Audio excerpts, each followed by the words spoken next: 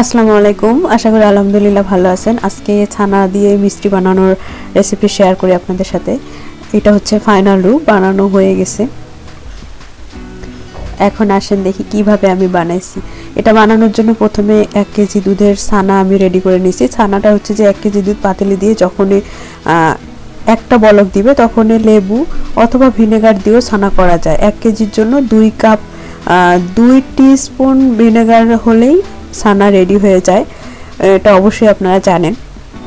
ছানাটা হয়ে যাওয়ার পর আমি একটা পাতলা কাপড়ে প্রায় 2 ঘন্টা হচ্ছে ঝুলায় রাখছিলাম অবশিষ্ট পানিগুলা পড়ে যাওয়ার জন্য। তারপর হচ্ছে যে প্রায় 10 মিনিট ধরে হাত দিয়ে এভাবে যেভাবে আমি এক্স্যাক্টলি করতেছি সেভাবে মথে নিতে হবে ভালোভাবে। সময়টা আমি ঘড়ি দেখেই করছি, প্রায় 10 মিনিটের মতো সময় লাগছে আমার।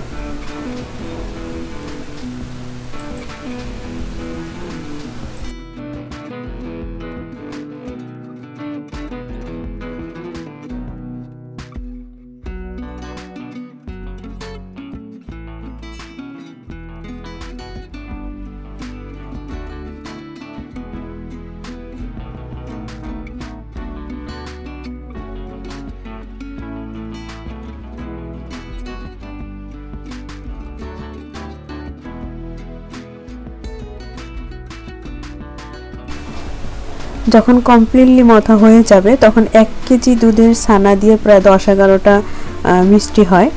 তখন হাত দিয়ে হাতের তালুতে একটু একটু করে নিয়ে ছোট ছোট মিষ্টি আকারে গোল গোল করে নিতে হবে।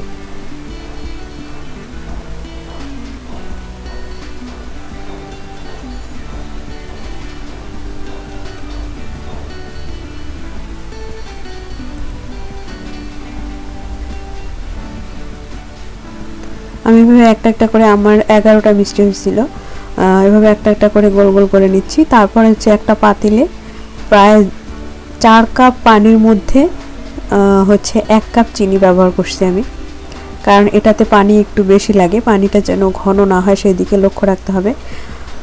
4 কাপ পানিতে 2টা এলাচ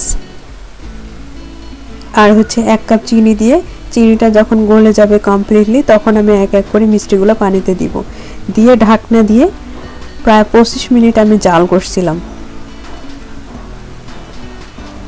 এখানে 1 কাপ চিনি দিছি, মনে রাখতে হবে 1 কাপ চিনি 4 কাপ পানি আমি দিছি, 2টা এলাচ। তারপর হচ্ছে যে এক এক করে মিষ্টিগুলো দিয়ে 25 মিনিট হাই হিটে জাল করেন, তারপর হয়ে গেল। খুব ইজি কিন্তু টেস্টি।